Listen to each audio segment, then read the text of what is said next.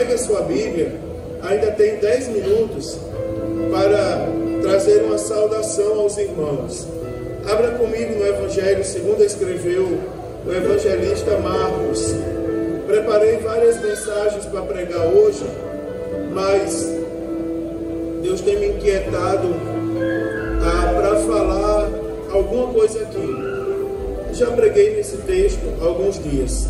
Evangelho segundo escreveu o evangelista Marcos, capítulo 4, a partir do versículo 35. Preste bem atenção ao que está escrito na palavra de Deus. Diz assim: e naquele dia, sendo já tarde, disse-lhes: passemos para a outra margem. E eles, deixando a multidão, o levaram consigo, ainda como estava no barco. E havia também com ele outros barquinhos. E levantou-se grande temporal de vento, e subiam as ondas por cima do barco, de maneira que já se enchia de água. E ele estava na popa, dormindo sobre uma almofada. E despertaram-no, dizendo-lhe: Mestre, não te importa que pereçamos? E ele, despertando, repreendeu o vento e disse ao mar: cala-te, aquieta-te. E o vento se aquietou, e houve grande bonança. E disse-lhes: por que sois tão tímidos? Ainda não tendes fé? E sentiram um grande temor, e diziam uns aos outros: mas quem é este que até o vento e o mar lhe obedecem? Meus queridos e amados irmãos, eu pedi a Deus para ser breve, e essa passagem, como os irmãos sabem, está no Evangelho mais resumido da Bíblia Sagrada, no Evangelho segundo escreveu João Marcos, onde nós temos pouquíssimas parábolas, 4 parábolas apenas. O Evangelho do trabalho, o Evangelho mais objetivo dos que estão na Bíblia Sagrada, o Evangelho que demonstra para a gente trabalho, amor pela obra de Deus, mais do que acima de qualquer outra coisa. É o Evangelho que nos ensina, irmãos, que vale a pena lutar, vale a pena perseverar em Cristo, vale a pena caminhar no caminho do Senhor Jesus. E essa passagem bíblica em especial é uma passagem que ela fala de algo que faz parte do nosso cotidiano. Preste bem atenção que essa passagem fala de tempestade. Quem aqui nunca passou uma tempestade? Quem aqui não tem uma tempestade, pelo menos na vida, para testemunhar? Quem aqui não já viu ou sofreu, pelo menos, os efeitos da tempestade que, por algum motivo, passou pela sua casa, pela sua família, pelo lugar que você trabalha? Parece que nós vivemos no meio de tempestades. Parece que nós vivemos no meio das lutas. E sobre a tempestade, porque o tema não é a tempestade, o tema é Jesus.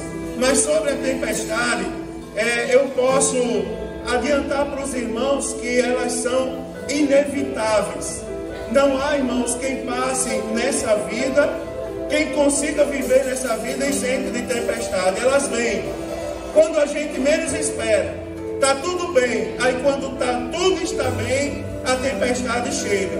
Você observa nesse caso aqui que o próprio Jesus mandou os discípulos entrarem no barco e passarem para o outro lado do lago. E Jesus que mandou, não era para ter tempestade, mas a tempestade veio. Ela é imprevisível, quando a gente menos espera, quando as circunstâncias dizem que elas não vêm, elas chegam. E elas perturbam a nossa paz. E elas muitas vezes nos impulsionam para longe de Deus. Outra coisa interessante é que elas são inevitáveis, elas existem, elas são imprevisíveis. E é uma coisa tão interessante que as tempestades, elas são também inadministráveis. Nós não temos como segurar a tempestade e quando ela chega a gente não tem controle sobre ela. É muito interessante isso. Eu já falei outro dia aqui na igreja que as grandes potências do mundo, elas são detentoras da bomba atômica. E nós vivemos tensões globais, inclusive recentemente, os países trocando farpas e anunciando uns para os outros a quantidade de ogiva nuclear que eles têm. Quantas vezes eles têm a capacidade de destruir o próprio mundo. Mas é interessante, irmãos, porque vem um vento e destrói tudo. Né? A maior potência do mundo, ela não consegue segurar o vento, ela não segura a tempestade.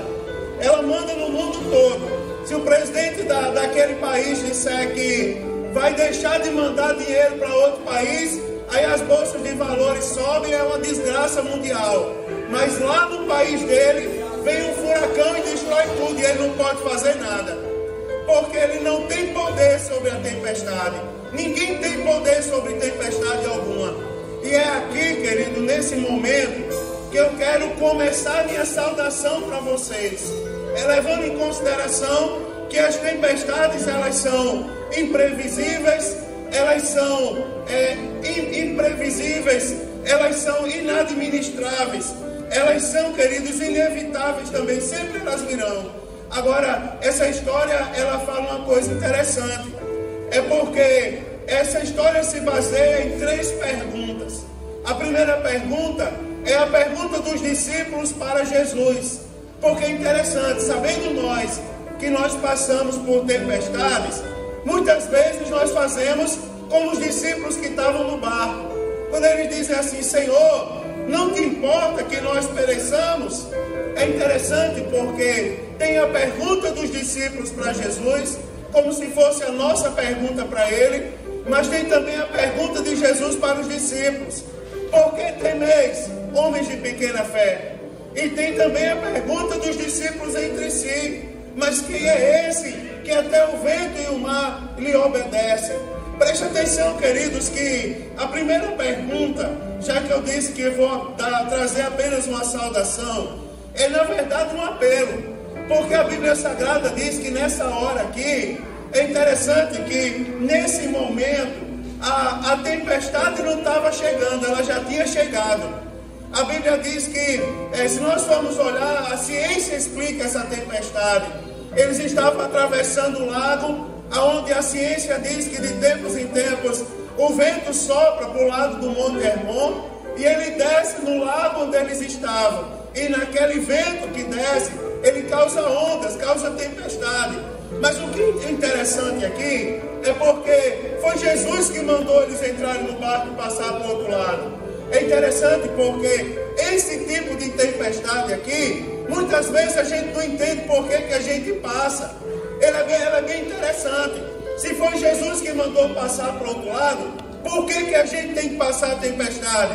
A gente tem aquela impressão de que se foi Jesus que chamou, nós não vamos sofrer nada.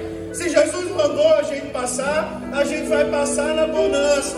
Quando na verdade nós entendemos pela palavra de Deus que o mundo não nos quer nele. O mundo não quer a igreja no mundo. É interessante porque além dos poderes das trevas, tem o poder do próprio mundo que se levanta contra nós.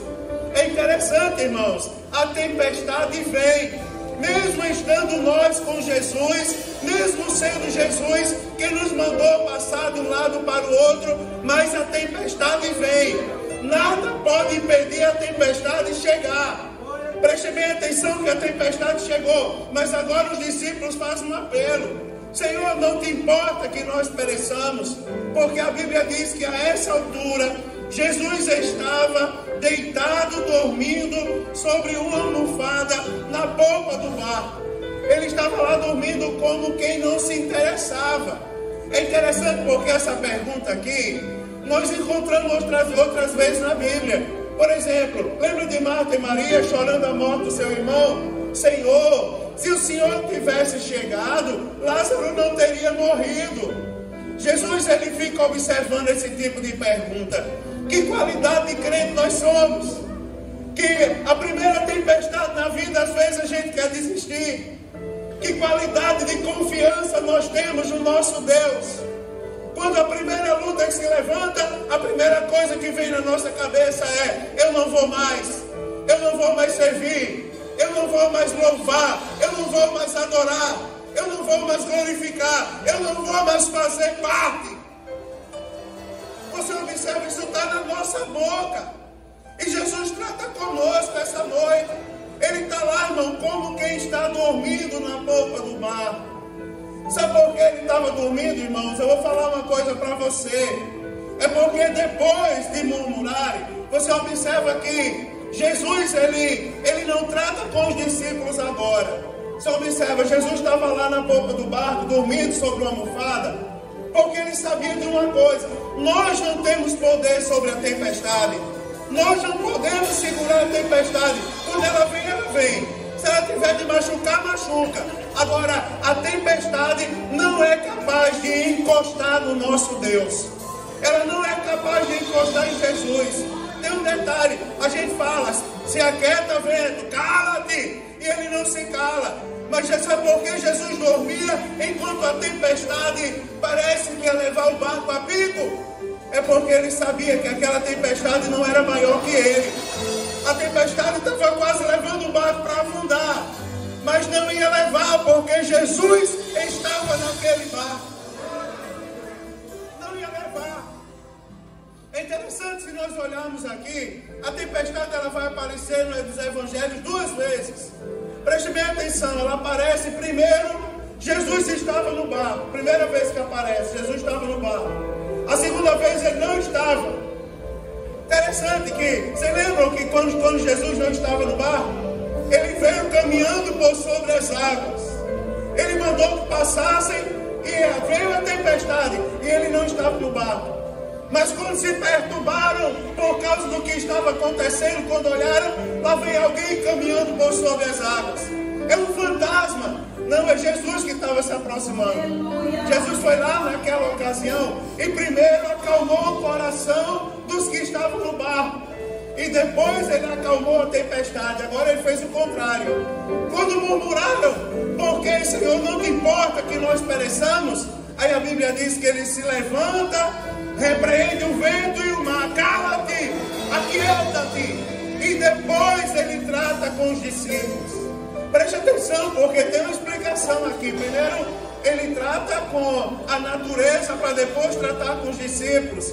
Depois, em outra ocasião, ele primeiro trata com os discípulos para depois tratar com a natureza. É porque, às vezes, a tempestade está aqui, ó. Está no nosso coração. Às vezes, a tempestade está aqui, ó, na nossa mente. Se nós olharmos em nossa volta, não tem tempestade. Quem faz a tempestade somos nós. Quando Jesus observou que quem estava fazendo a tempestade eram os discípulos, ele chegou lá e primeiro tratou com os discípulos. Quietai, fiquem quietos. Eu sou Deus na vida de vocês. Lembram disso? Quando Jesus sabe que a tempestade está aqui, ó, ele trata conosco. Depois ele trata com a tempestade em si. Agora, quando ele sabe que a tempestade vem de fora, aí ele vai lá e trata a tempestade lá fora. E depois ele acalma o nosso coração. Preste atenção que a tempestade, estando ou não no nosso coração, Jesus tem poder sobre a tempestade. Agora tem um detalhe. Jesus está aqui esta noite para acalmar a tempestade. Jesus está aqui esta noite para trazer paz aos corações novamente. Jesus está aqui esta noite para confortar a tua alma e para que você entenda de uma vez por todas que Ele é Deus da sua vida. Quietai-vos, calai-vos, descansem em Deus. Ele está lá, Ele está na popa do barco. É lá na popa, irmão, onde se dirige o barco. Você observa, Ele não só tinha controle sobre a tempestade, sobre o vento, sobre a situação, como ele também tinha controle sobre o barco. Você imagina, não é? Para pilotar um barco tem que fazer curso, tem que tirar licença, não é? É uma burocracia danada. Mas quem tem Jesus, irmão, quem tem Jesus na vida, basta dobrar o joelho e clamar o nome dele. Porque você imagina, não existe piloto melhor do que Jesus Cristo para guiar barco. E o piloto está aqui essa noite para dizer: eu estou no controle do teu barco. Eu estou no controle da tua vida, diz o Senhor. Agora temos que acalmar o coração. está no controle, a tempestade não vai nos tragar, os ventos não vão nos engolir. Aquieta-te e saiba que Ele é Deus na sua vida. Tem pessoas precisando se aquietar essa noite. Tem pessoas precisando entender. Para, descansa o teu coração. Para de se incomodar com a tempestade lá de fora, rapaz. Se incomoda para que o teu nome esteja escrito no livro da vida. Porque está bem pertinho dele voltar. Deixa a tempestade lá de fora. Ele nunca perdeu o controle da situação. Nunca vai perder. Nós precisamos entender que a glória é para Ele, tudo é para Ele, o louvor é para Ele, a adoração é para Ele, tudo que a gente faz tem que ser para Ele. Quando nós fazemos para nos exaltar, as nossas orações não são atendidas. Você imagina?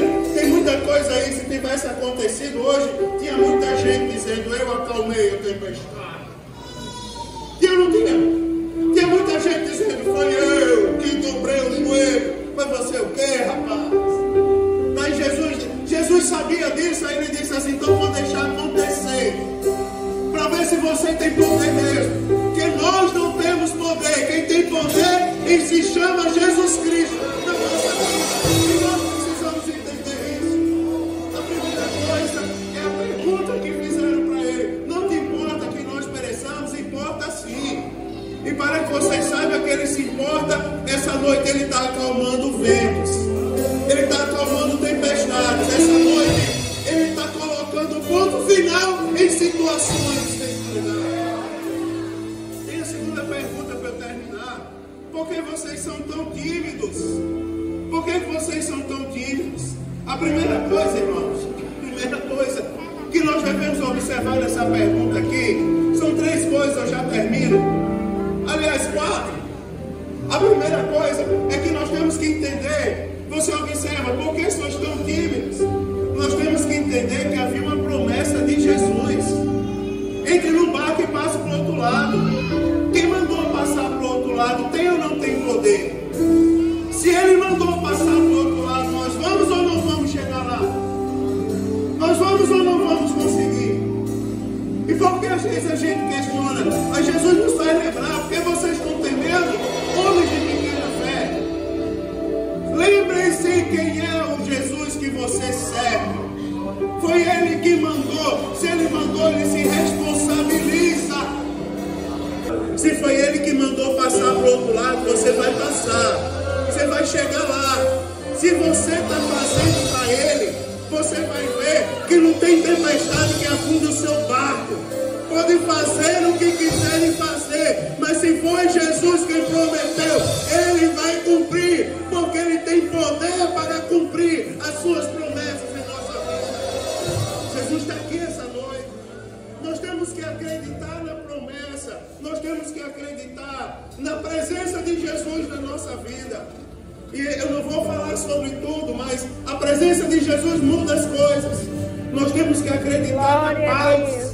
Sabe o que Jesus está colocando em corações essa noite aqui nesse lugar? Jesus está colocando paz. Tenha paz, descanse em Cristo Jesus. Alegre o seu coração, porque as coisas estão caminhando e elas não vão parar, a não ser que Ele mande parar. Nós temos que crer na paz, nós temos que crer no poder de Jesus. Jesus tem poder, meu irmão. Quem mais multiplica pães e peixes? Quem mais ressuscita dos mortos? Quem mais pode fazer por nós o que Jesus, semelhantemente como Jesus faz? É interessante porque agora vem o sermão de Jesus. Por que vocês são tão tímidos? Vocês ainda não têm fé? Quem está lá tem todo o poder. Quem você está precisando que Jesus faça por você hoje? Quem você precisa que Jesus faça por você agora? Se você crê, Jesus está aqui para transformar água em vinho novamente. Ele está aqui nesse lugar, irmãos, para aleluia, glória a Deus. Não é, a pessoa não crê mais nisso. É uma formalidade danada. Mas o Jesus que está aqui, ele abre portas. Até mesmo onde não tem parede. Já ouviu isso? O Jesus que está aqui, ele pega lá da posição mais terrível que exista e ele assenta em cadeira de príncipe novamente. Ele restaura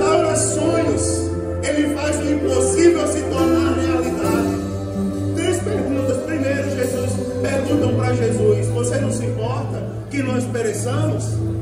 A segunda pergunta é, Jesus olha para ele e diz, vocês não têm fé? Agora, para terminar, tem a terceira pergunta, que é entre os discípulos. Quem é esse que até o vento e o mar lhe obedecem? Quem é esse, irmão, que nos traz para celebrar a Santa Ceia na presença dele? Você imagina que privilégio? Como é que pode um pedacinho de pão e um pouquinho de suco de uva causar um efeito tão grande na nossa vida? Irmãos, quem é esse? Quem é esse, irmãos? A gente pergunta muitas vezes, quem é esse? Quem é Jesus? Muitas vezes, a gente quando vai começar a ensinar para o discipulado, a primeira lição a gente apresenta quem é Jesus. A gente diz para ele que Jesus é Deus. Jesus já estava no princípio, antes das coisas serem criadas, ele já estava lá. Não é? Que ele é onipotente, onipresente, que ele pode todas as coisas, que por ele todos os pecados são perdoados. A gente começa a apresentar Jesus para as pessoas. Eu quero lembrar para você quem é o Jesus que está aqui essa noite. Jesus que está aqui essa noite é aquele, irmão, que quando Adão pecou, a Bíblia diz que foi morto um cordeiro. O cordeiro simbolizava Jesus. A Bíblia Sagrada fala do tabernáculo. O tabernáculo simbolizava Jesus. Você imagina que tudo aquilo que Deus fez, o Santo dos Santos simbolizava Jesus. Você imagina a Páscoa, meu irmão, simbolizava Jesus. A Páscoa do crente, a Santa Ceia.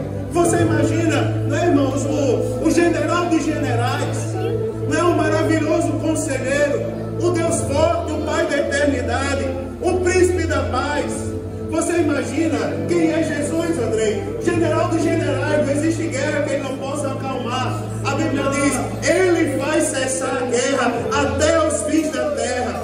Quebra o arco, corta a lança e queima os carros com fogo. O general dos generais, o que cura está nesse lugar. Aquele que salva, aquele que liberta. O alfa, o ômega, o princípio, o fim. O eu sou, o amém. E tantas coisas eu poderia falar acerca dele a noite inteira. Quem é esse Jesus? Eu quero que você olhe para mim agora, para eu terminar, e eu dizer para você, esse Jesus é o que pode tudo. E nós estamos aqui para celebrar ele esta noite. Jesus está aqui, a mesa está posta, e ele está aqui para renovar a nossa vida esta noite. Eu quero orar por você agora. E se alguém, por acaso, olhou para você e disse que você não estava digno de aqui estar, eu lhe apresento Jesus essa noite. Jesus vai para você e diz, você é digno, porque ele já carregou a cruz por nós. E ele está aqui essa noite para restaurar a nossa vida. Vem cá, Marcos, vem cá, Marcos. Eu quero apresentar para vocês uma pessoa especial, sabe? Vem cá. Para mostrar a vocês que Jesus tem poder, eu disse para ele, eu pedi autorização a ele, me autorizou para fazer isso. Isso aqui é o Marcos. Domingo passado, eu fiz o convite, não veio ninguém. Depois do culto, ele me procurou. O pastor Dimas era o último a sair daqui, com o presbítero Edson. Chamei eles para ficar comigo e orar pelo Marcos. Sabe quem é o Marcos? Pregador itinerante. Passou por uma tempestade. Dessa tempestade, passou por uma depressão. O diabo quis colocar no coração dele que ele não tinha mais solução para a vida dele. Mas em nome de Jesus, Jesus chegou na vida dele. Aleluia! Glória a Deus! Glória, glória, glória, glória a Deus! E em nome de Jesus, ele falou, pastor, eu preciso voltar a participar da Santa Ceia na casa do Senhor. Glória a Deus! E essa noite eu quero apresentar para vocês o Marcos. O inimigo pensou que ia vencido mais uma, ele perdeu mais uma em nome de Jesus. Aqui está o Marcos, irmão, entrando em comunhão. Glória a Deus! Jesus que acalma a tempestade. Aleluia, ele está presente nesse lugar. Glória a Jesus! Aleluia! Aleluia! Aleluia! Vocês querem abençoar o Marcos comigo? Estenda suas mãos para cá. Senhor, Deus eu oro agora maravilhoso! aqui, Senhor, Deus cada um dos teus servos eterno, que estão Jesus! nessa igreja. Cada um dos teus filhos que vieram esta noite para celebrar a Ti, Senhor, na Santa Ceia da Tua casa. Senhor, que eu Senhor toque em nosso coração esta noite. Ó Deus amado, se havia alguma tempestade perturbando a nossa vida, coloca por terra essa noite todos os efeitos da tempestade. Que todos nós possamos participar do pão essa noite, do cálice, sentir a glória do Teu Espírito Santo. Ó Deus, sermos renovados em Ti, quando nos apropriarmos dos elementos da Santa Ceia. Eu te apresento o Marcos, Senhor. Ó Deus amado, que o Senhor use com poder, com autoridade, para pregar a Sua palavra, para anunciar o Teu reino. Ó Deus amado, que Teu nome continue a ser glorificado na vida do Teu Filho, em nome de